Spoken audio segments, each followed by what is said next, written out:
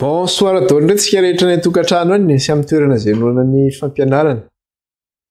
Nahoana indray reny resantsika tamin'ny maraina reny mikasika ny fitsofonany amin'ny trompetra zany. Dia hitantsika tao anatin'izay hoe misy loza zany izay tsofona. Hitantsika teo ny satoniany tamin'izany tamin'ny vaky teny izay niraisintsika. Dia tsika ihany efa mahita an'izany hoe misy zavatra efa hitantsika zany ary mimafy hatrany zany io mandra-pahatonga ilay fitsarana farany izany. Dia alohan'ny zavatra rehetra nefa dia zao hoe manasa antsika hiaraka hivavaka tsika. Jehovah-Andriamanitra iray izay any an-danitro, mbola miantso ny anaranao indray izay raha ny fampitoana eto amin'ity tapany hariva ity, hiara-hianatra sy handinika ny teninao. Mankataka aminao izay raha io, mampianarana ny teninao amin'ny alalan'ny fanainao masina, fa vonikeno izay vahoakanao. Sokafy ny fonay raha io, sokafy ny sainay, hamantaranay ny sitraponao. Ka aoka Andriamanitro, ny fanainao no ampianatra anay ny teninao, fa raha izay dia tsy manana fahalalana na fahendrena. Midery anao hatrany izay, mankalaza anao izay ary manome voninahitra anao. Ary tsy ainay koa ny tsy fony eto anatrehanao, satria masina ianao Andriamanitra, marina ianao, ary izay dia mahatsiaro ny tenanay ho mpanompo tsy mahasoa, mahatsiaro ny tenanay ho meloka anatrehanao. Ka raha nisy re Tompo tamin'ity anio ity indray, nisy fahotana nataonay izay tsy nataonay teo anatrehanao, na tamin'ny lafininina dia hifonany aminao zany. Mamindrafo aminay re mamela ny eloka irenao. Mangataka aminao zay Jesosy io, divy amin'ny rahanao zay ho afa-pahotana. Sasao amin'ny rahanao zay Kristy io ho afa-keloka. Dia aoka re Andriamanitra iray ny fanainao, no hitantana anay amin'ny marina rehetra, ka ny marina ny afaka anay tsy ho andefo. Eo ampilatananao koa no ametrahanay ny fampianarana, ny fotoana, ny fifandraisana. Ka aoka Tompo tsisy aromboka izay eo ampilatananao. Ny anaranao Jesosy nanondratana izany vavaka izany. Eto anatrehan'ilay Jehovah-Andriamanitra iray. Alleluia. Amen. Iroso ary tsika. Dia verintsika zany amin'ny Apokalipsia toko 9. Apokalipsia toko 9 dia vakitsika ny andininy 9. Apokalipsia toko 9 ny andininy 9. Dia inona zavatra resahany eo amin'ny andininy 9? Ary ny anjely 7 izay nanana ny trompetra 7 dia niomana hitsoka. Zany hoe eto zany tsika dia hitsoka amin'izay zany ilay trompetra. Dia hitsoka ilay trompetra voalohany tsika izany. Hiditra amin'ilay trompetra voalohany zany dia vakitsika ny andininy 7 miresaka n'ilay trompetra voalohany. Andininy 7. Ary ny voalohany nitsoka dia nisy avandra sy afo miaroaro ra, ka nararaka tamin'ny tany izany, ary may ny apatelon'ny tany, may ny apatelon'ny hazo, ary may koa ny ahi maitso rehetra. Ny voalohany izy nitsoka. Dia rehefa nitsoka zany ilay voalohany dia nisy avandra sy afo miaroaro ra izy, ka nararaka tamin'ny tany izany. Ary may ny apatelon'ny tany, ary may ny apatelon'ny hazo, ary may koa ny ahi maitso rehetra. Inona zavatra hitantsika eo zany? Nararaka tamin'inona zany io avandra miaroaro ra io? Nararaka tamin'ny tany izy io zany. Io ilay resantsika eo ny trompetra voalohany, raha ampitahina amin'ilay kapoaka voalohany, dia amin'ny tany zany no nasianan'ilay loza zany. Dia rehefa nararaka tamin'ny tany zany io dia inona ny zavatra nitranga? May ozy izy ny apatelon'ny tany, may ny apatelon'ny hazo sy ny ahi maitso rehetra ozy izy. Dia inona ny zavatra hitantsika zany? Satria ny zavatra hitantsika eto dia hoe ny fahasimban'ny tany, ny fahasimban'ny hazo ary ny fahasimban'ny ahi maitso rehetra amin'ny alalan'ny inona? Amin'ny alalan'ny afo zany. Amin'ny alalan'ny afo. Dia inona vao mijery hoe amin'ny alalan'ny afo dia ohatran'ireny doro-tanety any Madagasikara rehetra zany. Doro-tanety any Madagasikara no hitantsika zany. Dia raha mijery tsika manerana n'izao tontolo izao, amin'izao fotoana izao, satria ity trompetra ity, trompetra tsofina zany izy ity. mampilaza ny zavatra misy. De raha mijeritsika manerana an'izao tontolo zao raha ny amin'ny Madagasikara no resahana de eo le antsoina hoe feu de brousse.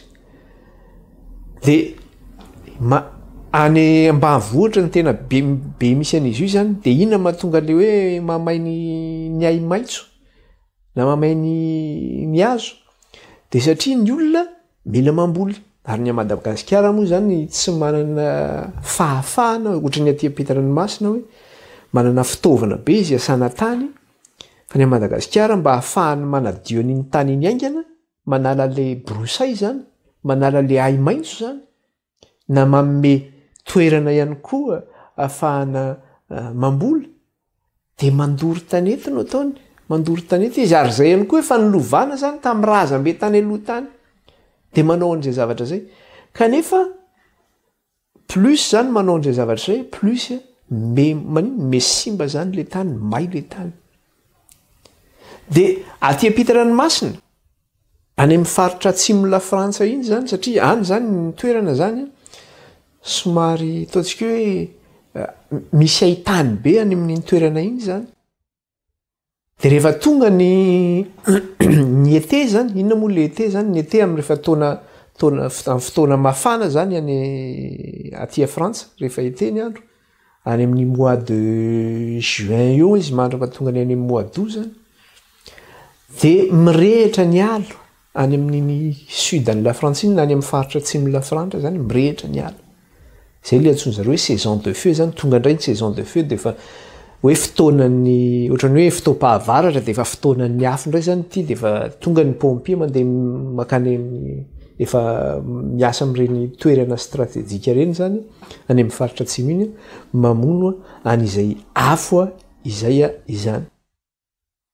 Ny zavatra misy anefa de ity marina fa misy zay saison zay fa ny zavatra misy de ity me mafy hatrany le izy ary me lehibe le faritra zay mesimba na de misy ara zay fotoana zay satria ny olona mantsy ny zavatra tena zavatra tena hoe mahavony olona de zao le fahazarana ohatrany hoe efa teo foana io fa raha mijery izy raha manao ny étude izy mandinika izy de hitany fa tsy hoe kely eo fotsiny fa me mitombo foana iny me mitombo foana me mitombo zany hoe mialehibe zany ny fahasimban'ny tany amin'ny lafiny iny amin'ny lafiny fahasimban'ny hazo amin'ny lafiny fahasimban'ny zava-maitso rehetra zany me simba zany mengazana daholo ny tany zany vokatra an'izay dory tanety zay zany na fahasimban'ny hazo any koa amin'ny resaka fandoroana hazo izany. De am'izao fotoana zao moa araka le teneny teo fa me mafy hatrany le izy zany de isa-taona moa zany de efa misy manetsiny ny hektara main'ny afo izany. Zavatra misy anefa de ity reny tany may reny na reny hazo may reny na reny ahitra may reny de araka le teneniko teo ny olona mieritreritra mety hoe fahazarany reny fa tsy fahazarany reny satria le toerana me mitombo hatrany ary iza no mandoro an'io tany io na mandoro an'io hazo io ny ay maitso io Andriamanitra mihitsy no mandoro satria izay le teny teo nisy avandra ozy izy nararaka ozy izy tamin'ny tany ozy izy araka le niteneniny teo zany adveriko tsara ary ny voalohany tsoka de nisy avandra sy afo miaroaro rao izy izy ka nararaka tamin'ny tany izany hoe avy amin'Andriamanitra mihitsy no iaviany io zavatra io zany tsisy zavatra tonga zany eto ny fahasimban'ny hazo ny fahasimban'ny tany ny fahasimban'ny ay maitso zany avy amin'Andriamanitra zany io ary miteny mihitsy izy any amin'ny bokin'ny Ezekiela mpaminany zao ny teneniny any Ezekiela 4:20 Ezekiela 4:20 teny andininy voalohany ka hatramin'ny fahatelo Ezekiela 4:20 teny andininy voalohany ka hatramin'ny fahatelo de zao nivaky ny teny amin'ny anaran'i Jesosy dia tonga tamiko ny tenin'i Jehova nanao hoe ry zanak'olona manatreny atsimo io mantsy le zavatra resantsika teo matetika amin'ny faritra atsimo zany no tena misy an'le fahasimban'ny hazo de ny ohatra ndraisiko teo Madagasikara zany dia ny la France fa ohatra ny any États-Unis koa faritra any Amerika iny koa aizany tena misy ny afo mirehetra io any côté-n'le Californie misy an'io faritra atsimo zany misy an'izay zavatra zay Californie any ny tena toerana mafana dia any amin'ny Australie mitovy amin'izany any koa any ny toerana mafana zany dia tena tratran'le fahasimban'ny azo zany dia ozy izy ry zanak'olona manatrena atsimo ary mitenena manandrify ny atsimo ka maminaniny amin'ny amelezana ny ala amin'ny tany atsimo ahoana tsara ozy izy maminania ozy izy Andriamanitra mihitsy no miteny amin'ny Ezekiel hoe maminania ny amin'ny amelezana ny ala amin'ny tany atsimo ary lazao amin'ny ala amin'ny tany atsimo hoe eno ny tenin'i Jehova izao no lazain'i Jehova tompo indro ampirehitra afo ao aminao aho izay andevina ny hazo maitso sy ny hazo maina rehetra eo aminao tsy ho vonona ny lelafo midedadeda fa homain'ny afo ny tava rehetra hatramin'ny atsimo ka hatramin'ny avaratra zany hoe manomboka any amin'ny atsimo zany ny arehatra io dia mefarany amin'ny avaratra io zany zay mahatonga le territoire zany zay may zany le faritra zay may me mitombo ary me mitatra me makaty amin'ny avaratra zany le izy fa tsy hoe mijanona any amin'ny faritra atsimo ihany le izy zany dia lazainy izy amin'ny mampirehitra eno ny tenin'i Jehova izy izao no lazain'i Jehova tompo indro ampirehitra afo aminao aho ka andevina ny hazo maitso sy ny hazo maina rehetra ao aminao izy no mampirehitra Jehova no mampirehitra aty ampitana ny masina amin'ny faritra atsimo iny rehefa tonga ny saison ny fotoana mafana zany dia misy tany mirehitra dia misy mihitsy pyromanina ina moa ny atao hoe pyromanina indray reny zany le tia milalao afo reny dia mandory tanety mandory hazo dia misy koa ny sasany ohatra hoe mifoka sigara izy dia nanipy sigara fotsiny dia ino nandora anazy na olona nanao feu de camp tao anaty ala tao izy hoe mba nanao ny sakafo tao anaty ala dia adininy teo iny dia le vainafo iny nanina lasa nandady tany ambany tany iny dia nandory ny zava-maitso rehefa avy eo tsy le vainafo ny nandady fa le afo ny nandady moramora tany amin'le ahitra zany dia nandory ny tanety avy eo fa eto zany dia iza zany le pyromanina iza le mpandoro eto zany Jehova mihitsy zany no mandoro eto ka ho no samborinao Jehova zany fa aminanina le izy zavatra mitranga le izy ary zavatra hitantsika amin'izao fotoana zao le izy ka aza dia hoe varimbariana hoe mirehitra ny afo tonga indray ny etefa mirehitra ny ala fa matoy mirehitra dia tadidio fa trompetra zany zay fanairana anao zany zay ho avy ny loza mampatsiahanao na miverina foana ary iny indray mandresa taony matoy ny miverina dia zay le hoe Andriamanitra mpamindra fo Andriamanitra tsy tonga dia hoe mametraka ny loza dia hoe tia tonga le loza dia maty avokoa nareo rehetra fa ny trompetra dia fanairana ary matoy ny mbola miverina mitaonao avy manaitra anao foana izy fa ny olona rehefa miverina ny zavatra anankiray dia zao maninona tsy tahitra ntsony izy foatra nefa mahazatra le izy dia efa tsy tahitra ntsony nefa loza mitatonga iny eo aminy eo loza nge zany rehefa ny olona ohatrany hoe zatra ohatra ny misy olona nandeha nijangajanga izy voalohany izy nijangajanga zany raisiko fotsiny le izy dia rehefa avy nanao le zavatra nataony izy dia tena nanenina hoe tena ratsy ny zavatra nataoko tena nanenina izy tena natsiaro hoe tena nanota izy latsaka indray izy amin'ny manaraka fa rehefa aveo amin'izay rehefa zatra latsaka izy dia inona zavatra mitranga lasa ohatrany tsy fahotana ntsony iny aminy fotrany hoe zavatra azo atao satria le bitsika ny fanahy zay miasa ao aminy miteny hoe ratsy angety izy nefa maninona manohatra n'iny foana fa latsy manao ny ataony any izy manao ny ataony dia farany tsy henontsony zay bitsika ny fanahy zay hoe ratsy ange ataonao io dia lasa manao an'le zavatra ataony izy dia ohatr'izay koa tsika rehefa zatra mihenontsika hoe tonga le afo ka tsy tahitra tsika amin'ny voalohany tsika mety tahitra raha mbola tsy zatra nahita fa rehefa aveo tsika zatra mahita dia ozy tsika hoe efa miverina io normal io miverina indray mantesa tao loza mahazo anao amin'izay fotoana zay satria ny trompetra dia fanairana matoy iny mbola miverina mitaonao avy mbola manaitra anao iny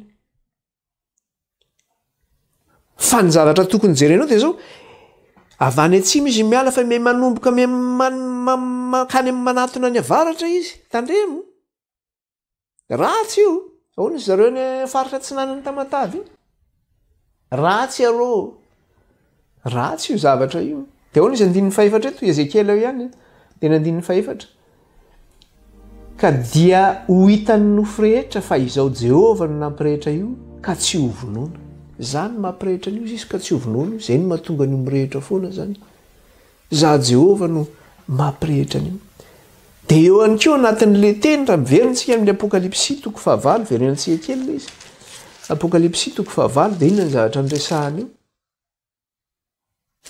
Apokalipsy 7 de vakitsika ny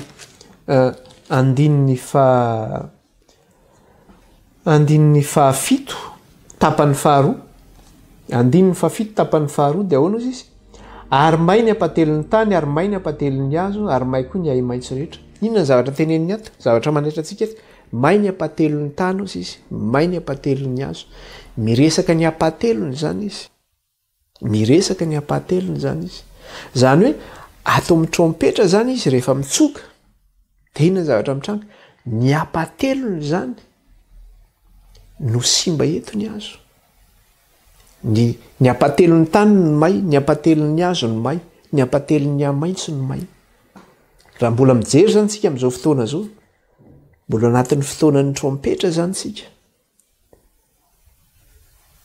ny apatelona izy izy fa ny zavatra misy de ty rehefa tonga any amin'ny kapoka am'izay tsika kapoka 7 mbola iresaka n'io fifampifandraisana io mantsika de ny zavatra misy de ty tsy ny apatelony tsony resahana any fa ny tontolo rehetra misy atsika no resahana any ka raha vao tonga any amin'ny loza io zany tsika de tadio fa ambaravarana zany Andriamanitra de ho resahantsika mikasika an'izay manao hoe am'izao fotoana zao ve tsika mbola ao anatin'ny trompetra ihany hoe sa efa manomboka me miditra any amin'ny kapoka ny zavatra misy atsika de ho resahantsika zany zay zavatra zay fa ny zavatra misy de ty zany hoe ny ato amin'ny trompetra zany ny zavatra tsofina eto zao efa tamin'ny ovinany nahazony jaonina nyty teny ty efa roa arivo-taona lasa zany zay de nandritra n'izay fotoana nahazony jaonina n'izay zany efa nitsofina nyty zavatra ty niverina foana zany io hoe ny apatelona io zany ny may fa nyfanontaniana mipetraka am'izao fotoana zao amintsika meny zao de hoe mbola io apatelona io ihany ve izy am'izao iainantsika zao de ho hitatsika zay rehefa miresaka tsika ny any amin'ny kapoka 7 de hitatsika mikasika an'izay zavatra zay zany de araka le nitenenina teo zany de le apatelony resahana io tsy eo Madagasikara fotsiny io na hoe eto Frantsa fotsiny io fa apatelony tany zany hoe manerana n'izao tontolo zao zany de ny apatelony zany may na hoe ny any Amazonie de hoe ny apatelony zay ny any Australie de ho tahaka an'izay ny any amin'ny Amerika ohatran'izay ihany koa izany de zay moa zany le trompetra zany satria ny trompetra zany tsofina satria miantso le fitsaran'Andriamanitra zay ho avy ary manomana antsika ny koa hoe araka le tenenina teo hoe fampitandremana fampiomanana fiantsoana fibebahana hoe ho avy zay fitsaran'Andriamanitra zay ka hoana ny omana ve isika ny am'izay fitsaran'Andriamanitra zay sa variana atsika fa zany hoe efa ny apatelo zany zao misimba araka ny voalaza ny ato amin'ny trompetra de ahoana ny kasika ny zavatra zay iandro ve tsika hoe fa hopotika daholo izy zay vao tonga amin'ny fibebahana atsika fa de matonga zao fanairana zao zany de efa miantso atsika am'izay fibebahana izay izany ny zavatra misy ao anatin'izay resaka hoe fitsofana ny trompetra izay ho an'ireo ONG zany nareo miasa ho an'ireo firenena matanjaka ny amin'ny resaka hoe fiarovana ny tontolo iainana amin'ny resaka hoe fahasimban'ny hazo ny fahasimban'ny tany sy ny zavatra rehetra reny zany de am'izao fotoana zao amintsika miteny zao tena hoe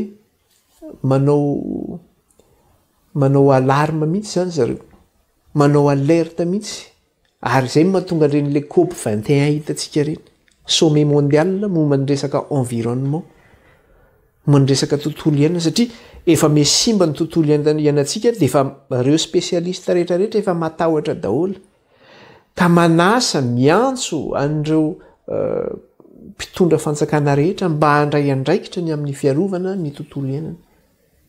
Kanefa na de eo ara zay antso zay, ny firenena matanjaka angamy raharahan' zany mbola manao ny ataony any izy. Manao ny ataony any izy. De le misy inona ny anaran'ity le resaka UNESCO ty, le hoe patrimoine mondial de l'humanité. De manerana an'izao tontolo zao izy de manina miakapare, zany hoe maka an'ireny site zany na reny toerana mbola azo arovana rehetrarehetra reny, ohatra hoe amin'ny Madagasikara de misy zany. Ohatra hoe ty ala ty de alain'ny patrimoine mondial de l'humanité, alain'ny UNESCO de tazominy hoe tsy azoko tiana ty fa ho arovana.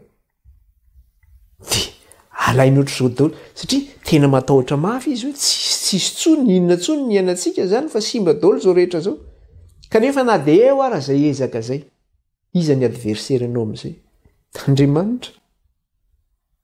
Na ikondoha eo za tsy miteny hoe tsy tokony anao ninina zany, de mba manao zay mba vitanao anao fa inona moa zany? Andriamanitra mihitsy ange mampirehitra. Fa tsy Andriamanitra koa mampirehitra de mbalao mba hanampy an'Andriamanitra ary de alainao koa samborony polisy eo anao fa de ataovy. Fa Andriamanitra no mampirehitra. De hitantsika fa isan-taona de ngeza de ngeza ny faritra zay simba zany mikasika ny zavatra zay. Ho jerentsika ary zany ny parallelisme zany na ny fifandraisan'io trompetra fito io zany ny am'ilay kapoaka fito. De andetsika amin'ny Apokalipsy toko 4:10. Apokalipsy toko 4:10 de iresaka zany tsika ny amin'ny kapoaka voalohany. De ny fifandraisan'izay amin'ilay trompetra izany satria mifandray mihitsy zany le trompetra voalohany sy ny kapoaka voalohany izany. Tahaka an'ireo trompetra manaraka sy ny kapoaka manaraka ihany koa izany. De vakitsika ny andininy ny faharoa. De ahoana ozy izy? Ary ny voalohany, zany hoe nisy anjely zany, anjely fito zany nomena kapoaka fito ihany koa. De manana kapoaka izy de eo anatin'io kapoaka io zany misy ny fahatezeran'Andriamanitra zany. De ahoana ozy izy? Ary ny voalohany nandeha de niampidina tao andoviany tamin'ny tany. De anisy vai ratsy sady nampahory tamin'ny olona izay nanana ny marika ny bibidia sy ny ankohaka teo anatrehan'ny sariny. Le voalohany izy nandeha de nampidina tao andoviany tamin'ny tany. Tamin'inona nararaka ihany koa le kapoaka? Tamin'ny tany nararaka le kapoaka. De nisy vai ratsy ozy izy sady nampahory tamin'ny olona izay manana ny marika ny bibidia sy ny ankohaka teo anatrehany. Nampahory ny olona zany. Eto zany ny zavatra resana, tsy miresaka hazo eto, na miresaka hay maintso eto.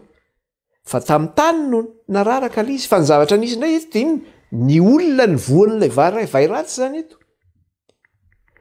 De ahoana ozy izy? De nisy vai ratsy sady nampahory tamin'ny olona izay manana ny marika ny bibidia sy ny ankohaka teo anatrehan'ny sariny. De vao mijery zany tsika, vao manomboka zany, de iza ny voan'ilay ty vai ratsy ty? Iza ny voan'ilay kapoaka voalohany ty zay nararaka tamin'ny tany? De izay manana ny marika ny bibidia no tratran'io kapoaka voalohany io. Le vai ratsy zay nararaka tamin'ny tany ity zany. Ka raha miteny zany tsika de teny hoe izy inona le marika ny bibidia io? Ary iza le bibidia? Mbola ho ianarantsika ihany koa zany zay. Ny tsy fahafantaranao an'izay zany de mahatonga anao anatin'io marika ny bibidia io. Fa ny olona tratran'le vai ratsy eto de zay olona manana ny marika ny bibidia io ny tratran'le vai ratsy eto zany. De inona moa le vai ratsy? Le vai ratsy zany de zao hoe amin'ny teny frantsay ny azo ilazana anazy de hoe ulcère. Zay ny ilazaina le hoe vai ratsy, ulcère ny ilazana anazy. Ka zany ulcère zany nefa de zao hoe fery tsy mety sitrana zany zany fery zany, fery tsy mety mikatona izany.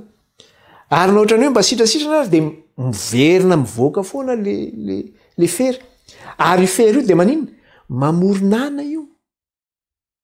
Io le antsoina hoe abcès zany, mameno ny vatan'ny olona zany hoe era mivatanao zany misy an'io vai ratsy io de misy nana mivoaka zany tsy mety sitrany ohatrany am'zany ange ohatra tsika inona ny aretina tsy mety sitrana ohatrany sida fa vai ratsy ange zany cancer vai ratsy zany ny abokana vai ratsy zany any amin'ny testamenta taloha izy de miresaka ny karazana abokana io de raha vao miresaka abokana ianao de le abokana ange izy le misy nana mivoaka zany misy zavatra fotsifotsy de aveo lasa misy nana ny vatanao karazana abokana zany izy io raha mijery tsika any amin'ny testamenta taloha de iza ny tratran'ny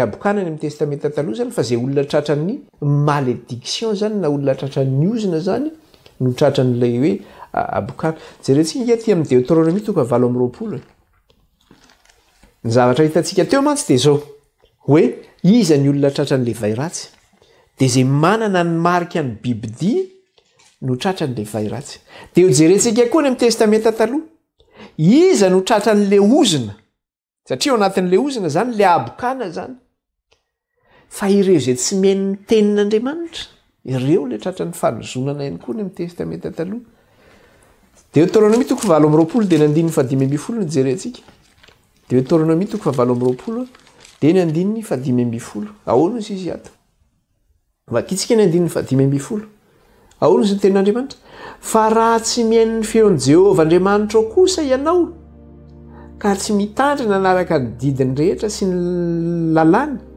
izay andidiko anao anio de ho tonga aminao sy atratranao ny fanozonana rehetra izao izy zao fanozonana rehetra izao ireo zay tratran'le vai ratsy de le olona manana ny marika ny bibidia sy ny sarin'ny bibidia zany hoe tsy manaraka le fahamarinan'Andriamanitra zany reo tsy mivavaka amin'Andriamanitra zany reo fa miankohaka amin'ny sarin'ny bibidia de eto nefa Andriamanitra miteny fa raha tsy mihaino ny feon'i Jehovah Andriamanitra kosa ianao ka tsy mitandrina anaraka ny didiny rehetra sy ny lalàna izay andidiko anao anio de ho tonga aminao sy atratranao izao fanozonana rehetra izao tany amin'ny testamenta taloha de efa nisy zany 7:20 inona ny mahazo anao zany rehefa tsy mihaino ny tenin'Andriamanitra sy ny didiny ianao ary ny lalàna 7:20 amelon'i Jehovah anao ny vain'ny Egipta sy ny tomboka sy ny atina ary ny azaka izay tsy azo mpanafody amelon'i Jehovah anao izy ny vain'ny Egipta ny vai mahazo ny Egyptianina zany no amely anao sy ny tomboka sy ny atina ary ny azaka izy izay tsy azo mpanafody ninina retina ninina zany fanafody ampiasanao tsy ho sitrana an'io zany ianao tsy ho sitrany mpanafody io zany jereo reny olona voan'ny sida reny ka mbola nisy naino anao sitrana tanteraka ny sida zany miezaka ny mpitsabo miezaka ny mpanao recherche amin'ny resaka médical ka vitany mahita hoe tena hoe manasitrana tanteraka an'izany ny zavatra vitany zareo azo ny atao fotsiny de ohatrany hoe mampiena ny fotoana afatesan'le olona fotsiny angambany izy ny amin'ny traitement atao fa tsy mampiala n'io aretina io zany ao ny cancer de fantatsika miezaka manao chimio manao an'izao de mieritreritra hoe sitrana le olona fa tsy tapitapoka teoriana afaka taona maromaro potra indray le izy de rehefa mipotra fanondroatrana izy tena iny izy ny tena mahazava-doza satria mahafaty le olona vetivety aingana iny loza nge zany vai ratsy zany firifiry ny tratran'izany ka io zany vain'ny Egipta io izy Jehovah tsy sitram-panafody io de iza ny tratran'io izay tsy mihaino ny tenin'i Jehovah ny tratran'io iza reo tsy mihaino ny tenin'i Jehovah reo izay miankohaka amin'ny bibidia sy ny sanany manana amin'ny marika ny bibidia de ilay vai ratsy ity zany de zao lasa inona le vai ratsy lasa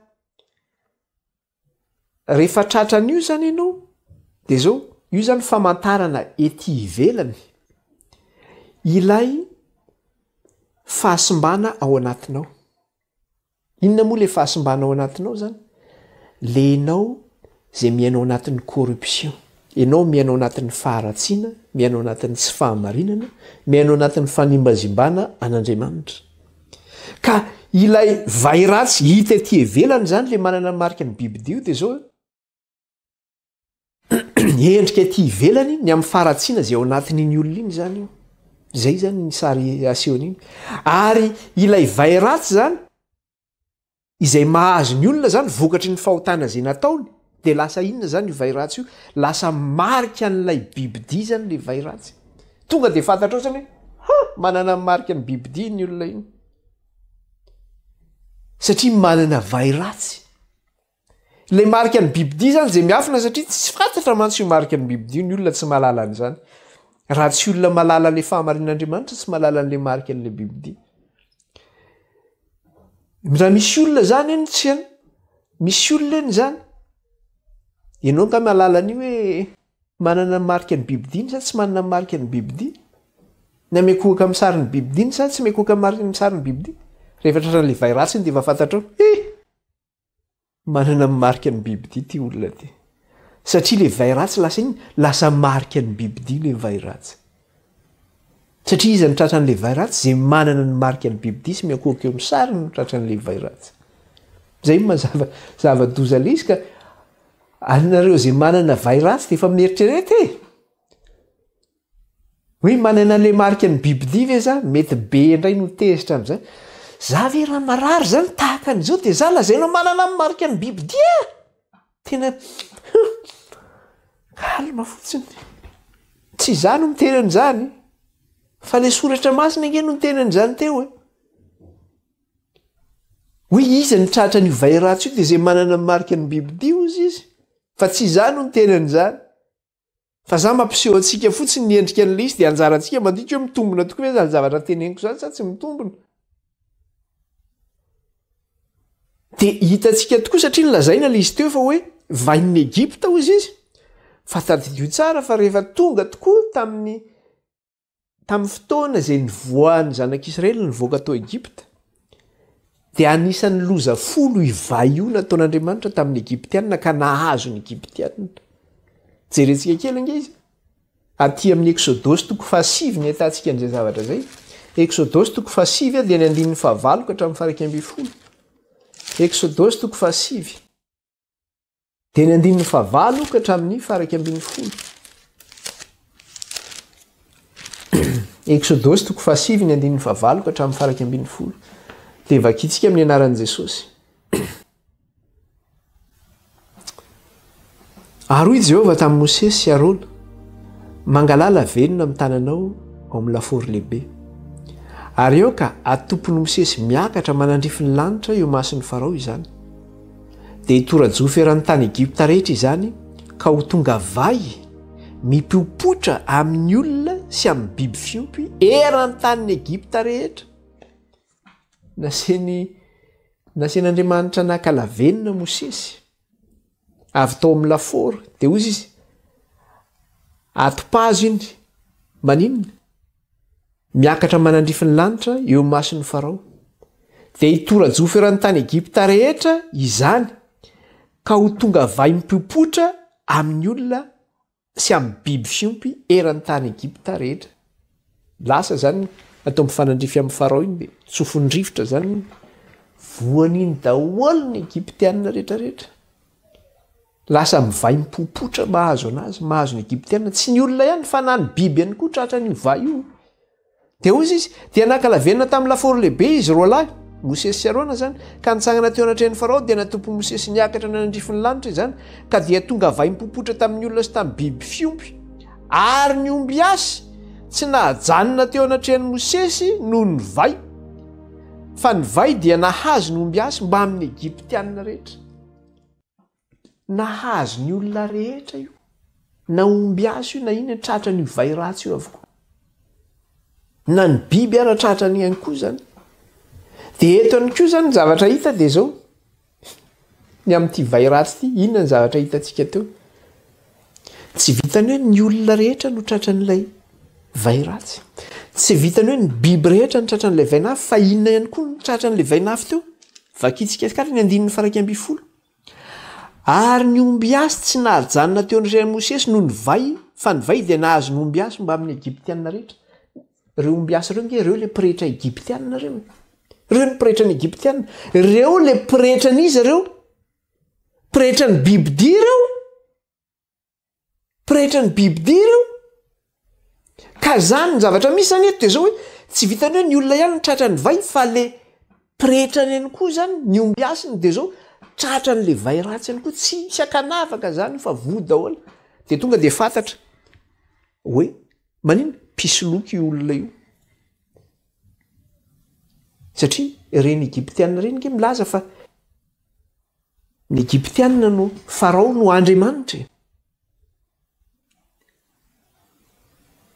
Izy zany tena mieritreritra mihitsy hoe tena Andriamanitra ambony no Andriamanitra, manana ny pretrana izy, tena mieritreritra hoe manana ny marina izy ka manao tsinitsinina ny zany Andriamanitra Israely zay. Inona zany Andriamanitra Israely? Na ny on'Andriamanitra ny herina sy ny fahalehibiazana. Hoe ianao nge tsy Andriamanitra fa olombelona. Ary reto pretra-nao reto pisoloko reo, inona ny zavatra vitan'ireo? Zano Andriamanitra izy Andriamanitra. Nalefa n'Andriamanitra ny mpanompony, alefaony lavelona, lasa. Maihatra amin'ny omby asy tratran'le vai zany. Dia hita fa imposteur zany reo, hita fa mpisandoka zany reo, hita fa tsy izy zany ny Andriamanitra reo, hita zany fa tsy Andriamanitra zany ny Farao. Dia ny pirofo nanona samy mangididy avokoa izy rehetra, migrate daholo, mipopotra eny amin'ny daholo le vai ratsy rehetra. Ka ity kapoaka voalohany ity zany tahaka n'ilay trompetra voalohany dia zao hoe mahakasika ny tany zany izy ity. Fa ny zavatra hitantsika eto dia zao, raha tany amin'ny trompetra ny hitantsika dia ny hazo maitso, ny hazo maina sy ny hazo maitso ary ny ahitra no may zany. Fa inona indray ny may eto? Ny olona indray ny may eto zany. Main'le izy, main'le vai, mipoapoaka amin'ny vatany, zay hoe mipopotra mipoapoaka amin'ny vatany eny ny main'le vai. Dia mangididy mihoatrohatra eny may. Tsy ny hazo tsony zany eto ny may, na ny tany no may, na ny ay maitso no may, fa ny olona mihitsy no may eto. May ny vai ratsy ny olona, may ny vai ratsy zany hoe tonga any amin'ny olona zany le izy. Ary le vai ratsy io, dia ny zavatra misy dia ty hoe ny vai ratsy tsy hoe tonga ho azy ny vai ratsy. Raha ny hoe ny ulcère zany ny fipotran'ireny ulcère reny, tsy hoe tonga dia hoe androany ianao dia hoe nisy ulcère ianao. Fa ny vai ratsy dia zao hoe processus dans le temps zany, zany hoe miambitombo mandritra ny fotoana maro zany ny fitombon'ilay vai ratsy. Dia io ohatra ny fahotan'ny zanak'olombelona ihany. Miambitombo ny fahotan'ny zanak'olombelona, miaratsy tsany, dia ohatr'izay koa ny eto ambony eo aminao. Vokatry ny fahotanana nataony dia ohatr'izay ny fipotra ny vai ratsy io aminao. Dia rehefa miavosa loatra ny fahotana aminao dia tonga ohatran'izay koa vai ratsy io zany. Dia raha mandonga antsika, ataontsika zany ny fandiniana ny amin'ny resaka hoe sondage ny amin'ny olona izay voan'io vai ratsy io zany, dia zao hoe izay manana ny marika ny bibidia zany ny tena tratran'izy io zany, manana ny marika ny bibidia araka ny zavatra nyresantsika teo. Rehefa jerena zany le izy hoe iza ny tratran'io, dia izay manana ny marika ny bibidia ny tratran'izy io. Dia inona moa le olona manana ny marika ny bibidia ireo? Araka le tenena teo, olona tsy mivavaka amin'Andriamanitra ireo fa manompo andriamaninka hafa. Na ihany koa milaza izy fa mivavaka amin'Andriamanitra nefa mirosaina izy, mbola mandrafy an'Andriamanitra amin'izao tontolo izao izy, amin'ny filany sy ny fanindriny sy ny fanindriny rehetra. Ireo zany ny tratran'le izy, izay ny tratran'le vai ratsy ireo.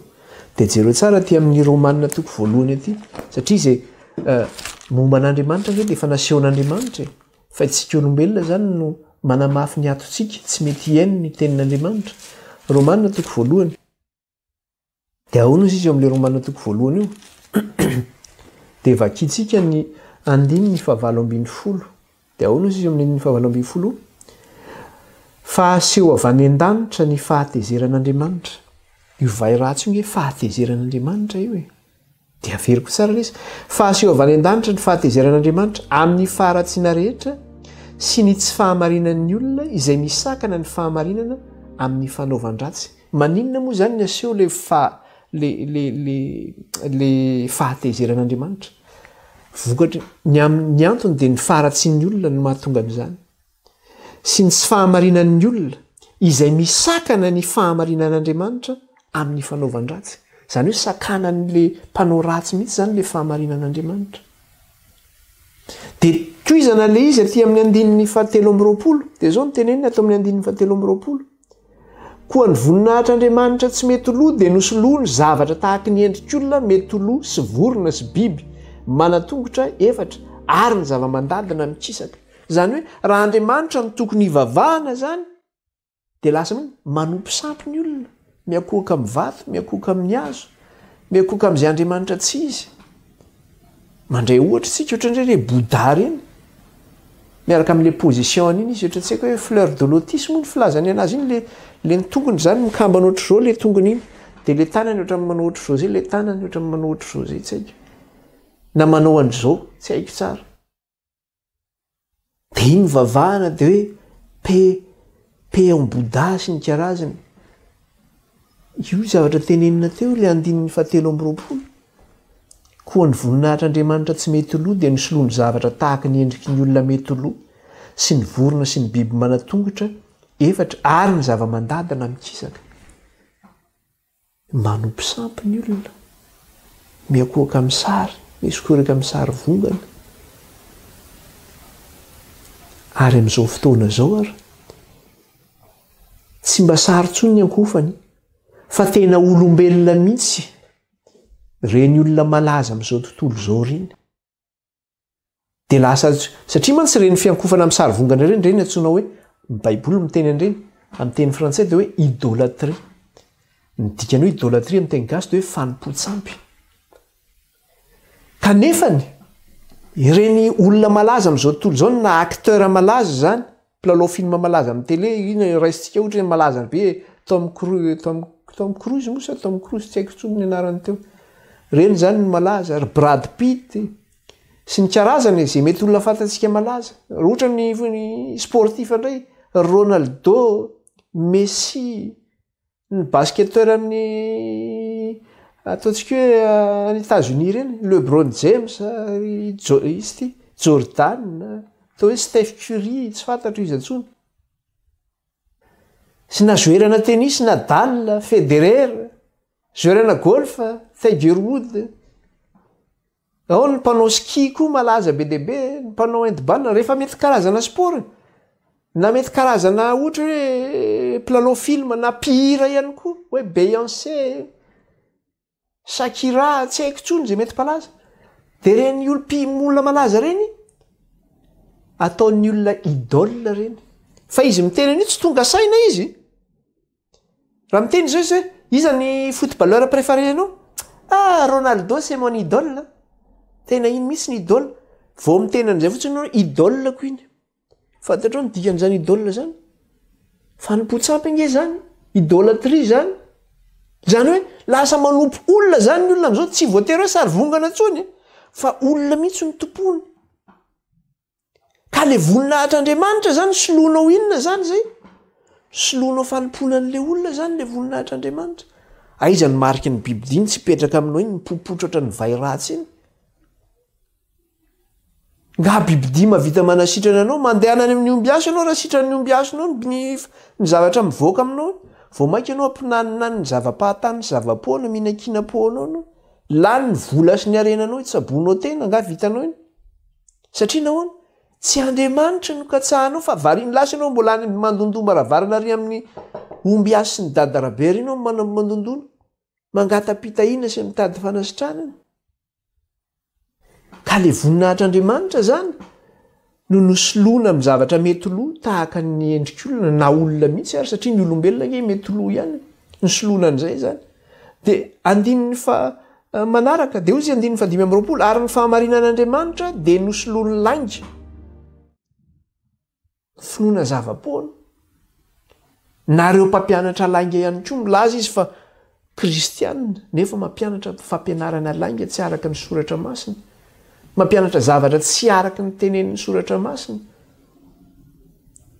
reny zany dia tratran'iny tratran'ny vai ratsy daholo reny, tsy akanavaka io, na omby aso io na mpaminany sandoka io na inona io tratra io, tsy akanavaka io. Azagaga ianao hoe za nge kristianina, za mivavaka ry amin'ny fiangonana ranona, voaka vana anao nefa misy vai ratsy dia mba mametra mpanontaniana hoe za mivavaka ato amin'ity fiangonana ity nefa za to misy vai ratsy. Lozana mbola variana mijerijery eny ihany, eo ihany dia mbola mianahanahy oatra ny gana eo ihany hoe eto ihany a, mbola ho eto ihany a, efa trompetra tsofina zany. Ary rehefa tonga any amikapoaka izy efa manerana n'izao tontolo izao ny tratra rehefa any amikapoaka. Jereo tsara ange raha mijeritsika n'ilay Covid-19. Inona ny zavatra hitantsika amin'ilay Covid-19? C'est une pandémie. Inona moa ny atao hoe pandémie? Ny atao hoe pandémie dia zavatra mahazo any tontolo rehetra misy antsika manerana n'izao tontolo izao. Izay ny atao hoe pandémie. Ka raha vao mahatratra ny tany rehetra izy dia inona ny dikan'izay? Efa tonga zany le loza. Zay ny dikan'izay. Efa tonga le kapoaka zany, efa le kapoaka koa zany efa manomboka miraraka zany le kapoaka. Rehefa le Covid io zany efa tsy trompetra tsony io. Fa maninona? Efa tena le kapoaka zany efa manomboka miraraka zany io kapoaka, efa lozange. Firy ny matiny iny. Ary miamafy hatrany iny. Satria any amin'ny kapoaka fahadimy any izy iny mbola mitaraina ny olona ny amin'ny vai ratsy io. Efa miraraka zany le loza. Ny zavatra hitantsika zany amin'izao fotoana iainantsika zao zany dia zao hoe raha nitsofina zany io trompetra io efa hatramin'izay efa nandritra ny génération maro zany efa nitsofina ny trompetra io. Fa amin'izao fotoana zao zany na le loza rehefa manomboka miraraka. Satria nahoana? Raha ny amin'ny trompetra no resahana hoe ny ray apatelo ny tany no tratra, aty amin'ny loza dia niny ny tany rehetra ny tratra, fa jereo fa tsy mbola nisy an'izany raha mbola tantaran'ny tany no jerentsika, tsy mbola nahita mihitsy hoe maninona tsy mihetsika izao tontolo izao fa midy amatrany daholo. Izao tontolo izao tsy naizanaiza firenena, midy amatrany daholo. Confinement vokatra n'ilay pandémie satria tratra daholo. Loza nge zany ra olona. Efa le kapoaka miraraka nge zany. Dia anjarantsika mandiny tenany amin'izany. Dia mety ho tezitra tsika. Hoe raha nisy olona matin'le pandémie zany. Dia za tsy teny fa nareo ihany mamaly anazy satria mety ho tezitra amiko nareo. Marika an'iza zany tamin'le olona iny raha matin'le aretina iny izy. Satria izay ny voalaza teo fa tsy izany no miteny an'izany dia anjarantsika ny mandinika an'izany. Mino fa tsika mamaly izany fa aloha tsy teny. Fa loza nge zany ra olona. Loza zany. Fa izay manana ny marika ny biby dia io ny tratran'le vai ratsy io. Ary amin'ny trompetra izy nitsofina tamin'ny tany. Hoe ny hazo maitso ny simba. Aty amin'ny loza izy na tratran'ny olona zany vai ratsy zany, ka ny olona indray may ny vai ny olona zany. May ny vai ny olona. Izay no mikasika an'iny zany fa isaotra an'Andriamanitra tsika fa tapitra indray ny fotoanantsika tamin'ity an'ity. Dia hotohizantsika indray zany amin'ny lesona manaraka. Hotohizantsika indray amin'ny lesona manaraka. Hivavaka tsika isaotra an'Andriamanitra. Jehovah Andriamanitra raha io, misaotra anao izay raha afaka nianatra ny teninao sy nandinika izany. Tsy amin'ny herina fahatanjahana Andriamanitra fa mifanainao rery ihany. Manamasinana iraina amin'ny teninao ny teninao ny fahamarinana. Dia iraina mandrakizay ny anaranao ray kalazay ny anaranao any. Tsofina ny trompetra raha io. Miantso ny olona ianao hibebaka. Gaoka ny fanainao ny hiasa amin'izay mihaino izao fampianarana izao mba hitondra azy ireo amin'ny fibebahana marina ray aman-drenao. Dia iraina ny anaranao raha io, kalazay ny anaranao. dia naran'i Jesosy nandratan'izany vavaka izany indray tao anatrehanao. Alleloia. Amen. Dia izay mikasika an'iny fa dia amin'ny manaraka indray tsika. Faranantsika amin'ny heriny izany ndresina mikasika ny resaka hoe iny kapoaka voalohany iny dia miditra ny trompetra faharoatsika avy eo izany. Bye bye daholo, veloma daholo.